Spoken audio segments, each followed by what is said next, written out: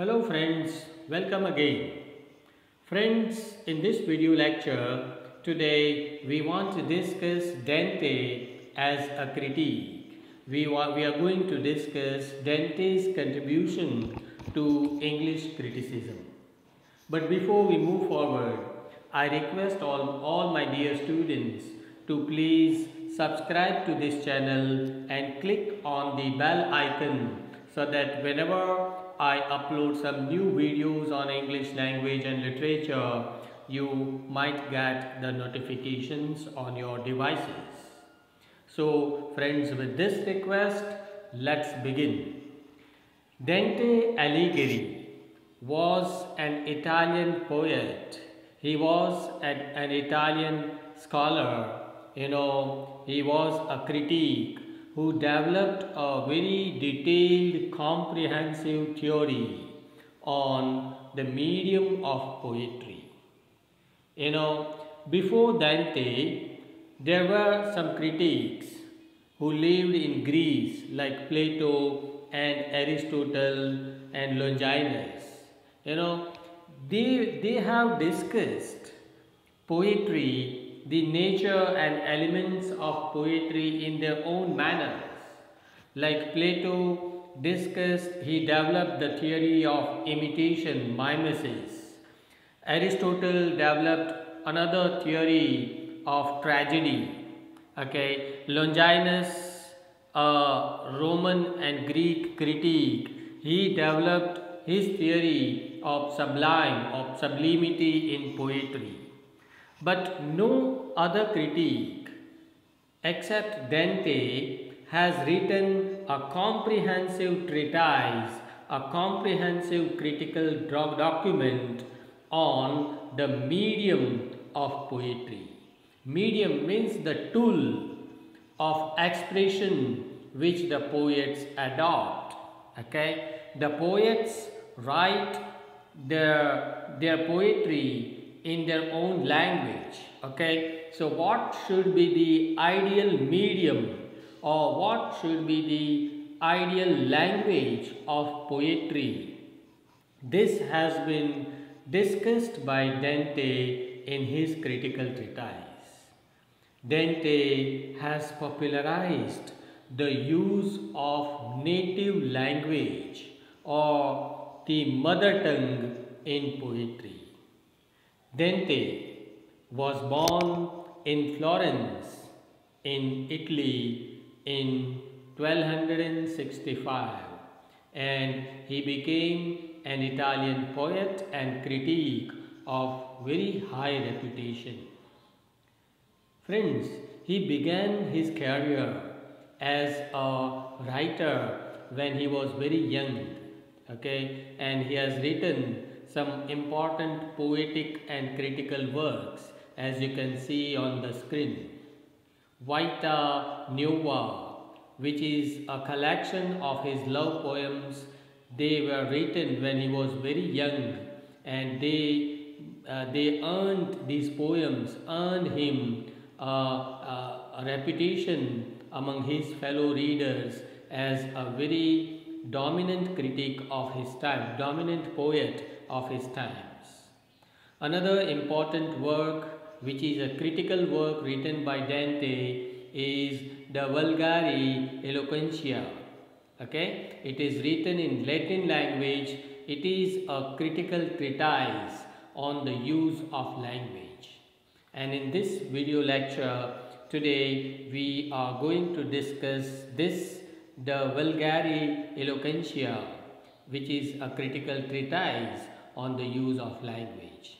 The third important contribution of Dante to literature is the Divine Comedy, which is written in Italian language. It is a very popular Italian epic poetry of his times. Now, let me give you some background about how Dante started and developed this theory of illustrious vernacular.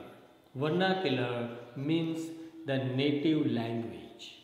Vernacular means the mother tongue. Dante believed that the mother tongue, the native language, the local language is the ideal medium of expression in poetry. So, how he comes to this conclusion?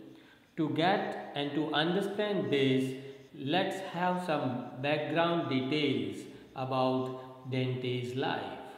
You know, friends, in Dante's times, that means during the, at the end of the 13th century and in the beginning of the 14th century, in those times, the language which was the most popular language was Latin.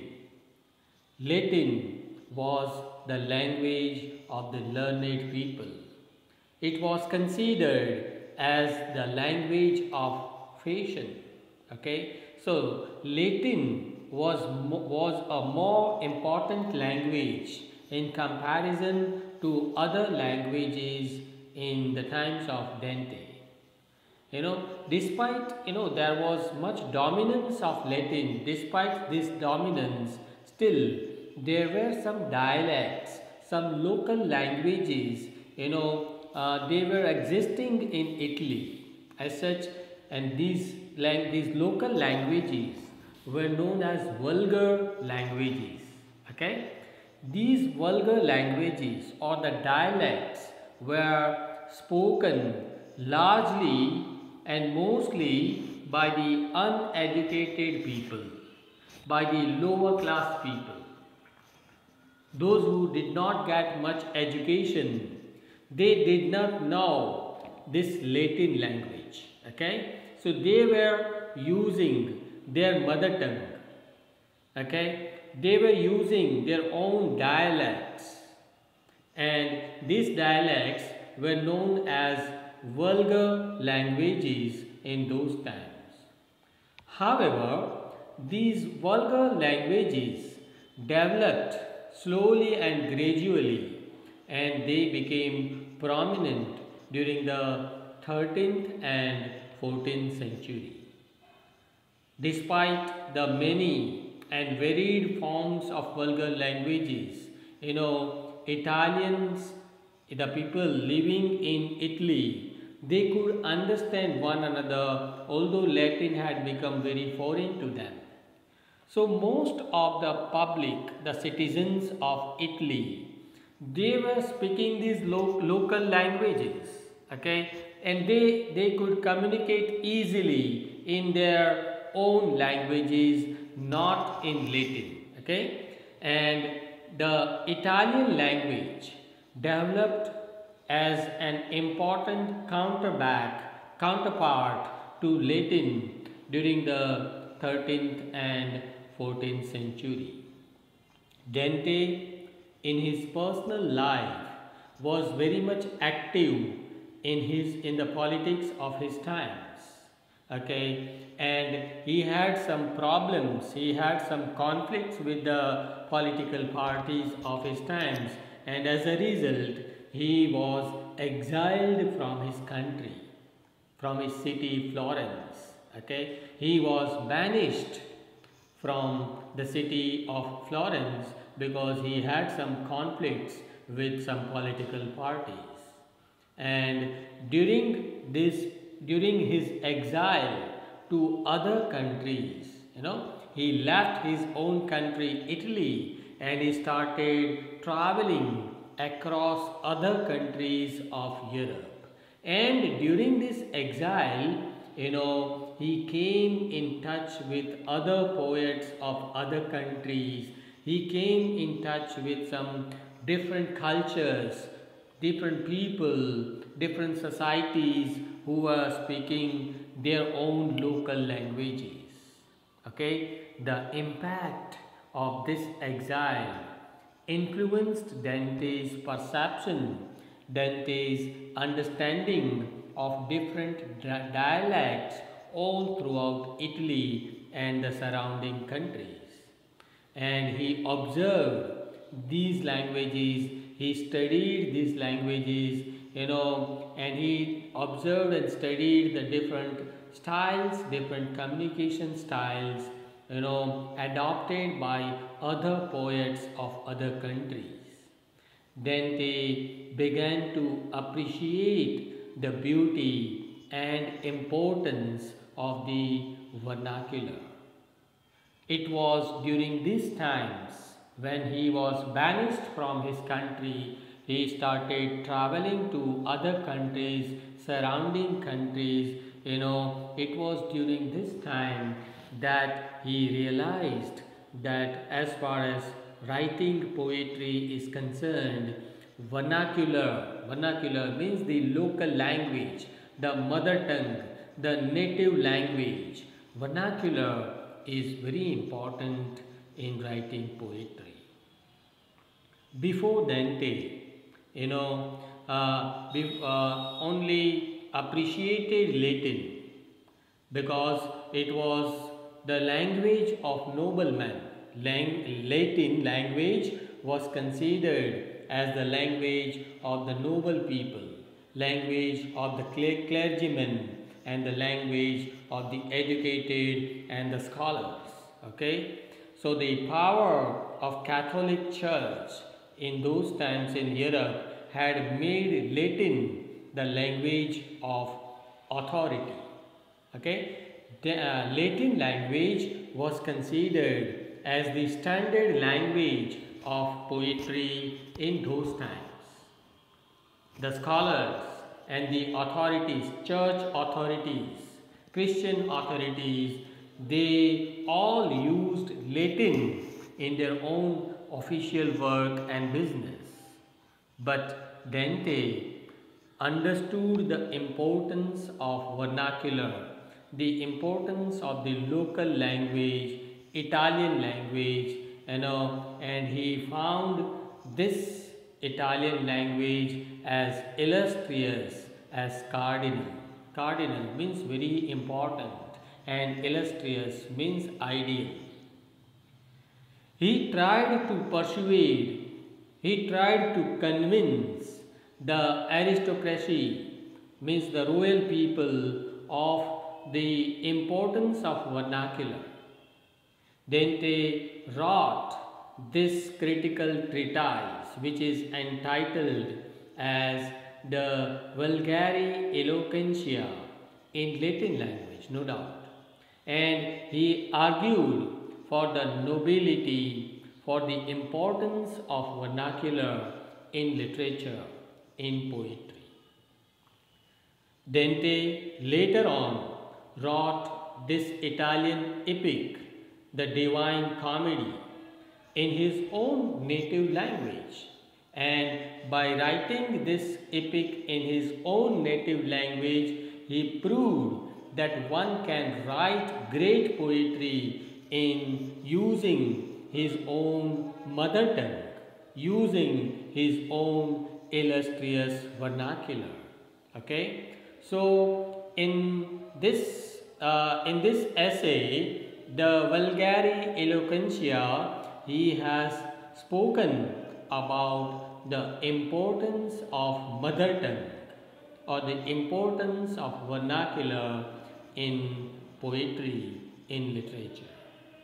He advocated for the use of local language, the mother tongue or vernacular in poetry. He believed that art is natural and natural expression of ideas, of emotions in poetry can take place only when the poet uses his own mother language, his own native language. And that's why, if I quote these words of Dante, then I must say that Dante writes like this: "This mother tongue shall be new light and a new sun, which shall rise when the old sun shall set, and shall shine on those who are in darkness and mist, because of the old sun which gives no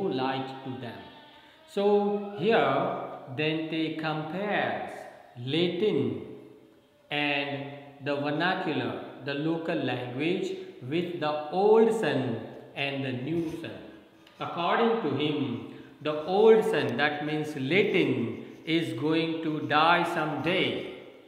Okay, it will merge into darkness, and the new son, that is the local language, the mother tongue, which is the new son, is going to provide, going to provide this light to poetry.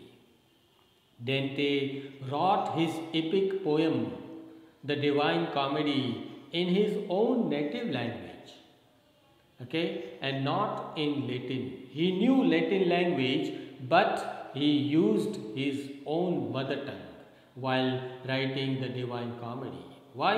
Because he knew that if he wrote it in Latin, only a few learned scholars will be able to read it. It would not appeal all people of his country. And according to him, true poetry is one which is universal, which appeals to all people in your culture, in your society. Okay. Now, what is Dante's idea about vernacular? What kind of vernacular the local language should be used in poetry? Then Dante says that it should be an illustrious vernacular. Illustrious means exemplary. Exemplary means ideal. The language which is adopted by the poet must be an ideal language. It must be exemplary language. Okay. When Dante favored the use of native language, he emphasized on this word that your native language must be illustrious language. Local dialects and slang language must be avoided. Okay? Because in every language there are so many hundreds of dialects, and in each local dialect there are some slang words, slang expressions. These slang or rough words must be avoided in order to make your poetic language illustrious vernacular. According to him, the language of poetry must be of the language of the man of letters. Means you have to choose that language which is used by the man of letters. Man of letters means educated people. Okay? The common language which is adopted and understood by the larger mass of people. Dante said that this vernacular must be polished in such a manner that it fits to poetry as an ideal medium of expression. He believed that the language of poetry must be ideal, elevated, and illustrious. If I use the words of Dante, then poetry and the language proper for it are an elaborate and painful toil. It's not an easy task for a poet to express his ideas in the local language. It is a painful toil. Okay, it is a hard nut to crack. Further, he says that language is as important an instrument as a horse is to a knight. Okay, he compares language to a horse. You just imagine that a knight or a warrior is riding a weak horse. Do you think that he is going to win the battle? No. Okay, if the warrior is strong, the horse must equally be strong. Okay, best horses are suited to the best knights, and in the same manner, the best language is suited to the best thoughts.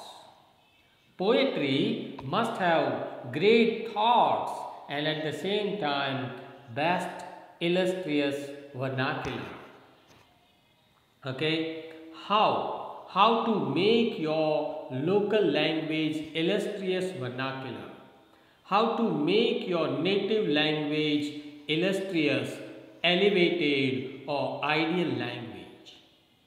According to Dante, the vocabulary of his vernacular should be composed only of grand words. Some grand words are allowed in poetry. He distinguishes here between the noble and ignoble words. Friends, in every language there are some noble words and ignoble words. Okay? And as a poet, it is your prime duty to avoid the words which are not good words, the words which are not noble words. Only noble words are permitted, are allowed in great poetry. The ignoble words must be avoided in order to make your vernacular illustrious vernacular. Okay, like in every language there are some childish, some effeminate or some rough or slippery words. One should keep away from such words when he is writing some great poetry. And Dante himself has said these things. Mark these words as you can see on the screen. Avoid rustic words altogether, and even of urban words let only the noblest remain in your sea. He said that all rustic words must be avoided, and even if you are sticking to urban words, from urban words only you take those words which are the noblest words of that language. Okay. So that makes your language an ideal, illustrious vernacular. Not only this, at the end of his essay, Dante has also discussed about the subject matter of poetry. As just now I said that an ideal warrior needs an ideal horse, a strong horse. Okay. In the same manner, if your language is illustrious vernacular, an ideal language, but at the same time you must have some ideal subject matter, some ideal thoughts to express in your poetry. So what are the good subject matters suggested by Dante? Okay, high language or ideal language needs great thoughts, and for that, Dante has suggested these three broad subject matters, and they are Salus, Venus and Virtus. There is a little typing error. It is V-I-R-T-U-S, Virtus. Okay. Salus means safety of the country, safety of the nation. Venus means love, and Virtus means virtues. All great poetry must be universal, and this universal poetry must have illustrious vernacular, and the thoughts, the themes, the subject matters which must be presented in ideal poetry according to Dante are these three. Either the poet should talk about the safety of the country, or the poet should write about the theme of love, or the poet must talk about the virtues of the people. Okay, so these are the three broad categories on which an ideal poem, an ideal poetry can be written according to Dante. So friends, let's conclude by saying that Dante indeed holds a very high position in the history of literary criticism. Though he was influenced by Aristotle and Horace, he carved a special niche for himself in the annals of literary criticism. He learnt much from Aristotle, from Plato, from Horace, but then he innovated his own new theory, a very comprehensive theory of illustrious vernacular. Saintsbury, who himself is an important critic, has said these things for Dante. He said that no ancient critic could have made such a survey as he makes of the different languages of Europe. Dante has made a very comprehensive, detailed survey of different languages of Europe, and no other critic has done this job. No ancient critic made such a survey of the dialects of Greek as he makes of the dialects of Italian. Okay? The manner in which Dante has done this survey and the study and research of different dialects of Italy, no other critic has done this job. And for this, Saintsbury salutes Dante as a very important critique. So friends, here we come to the end of this discussion. If you have any doubts or questions or queries, do write to me in the comment section of this channel. And friends, don't forget to subscribe to this channel. Thank you very much.